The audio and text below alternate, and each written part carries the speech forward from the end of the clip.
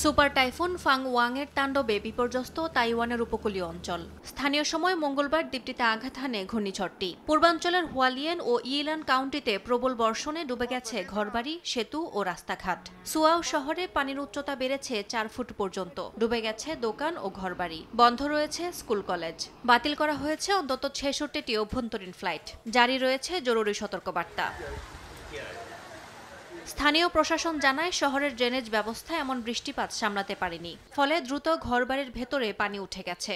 বহু মানুষের জীবিকার সব উপকরণ হারিয়ে গেছে। এরই মধ্যে 8,000-এর বেশি মানুষকে নিরাপদে সরিয়ে নেওয়া হয়েছে। আহত হয়েছেন অনেকে। বহু এলাকায় বিদ্যুৎ ও যোগাযোগ বিচ্ছিন্ন হয়ে আছে। এর আগে ফাং ওয়াং ক্যাটাগরি 5 মাত্রার ঘূর্ণিঝড়ে রূপ নিয়ে ফিলিপিন্সের অরোরা প্রদেশে আঘাত হানে। প্রবল ঝড় ও বৃষ্টিতে বেশ কয়েকজন হতাহত এবং 35 লাখের বেশি মানুষ ক্ষতিগ্রস্ত হয়েছে। সান্তিয়াগো শহরে ভয়াবহ বন্যায় ডুবে গেছে শত শত গ্রাম। 40,000-এর বেশি বাড়িঘর ক্ষতিগ্রস্ত।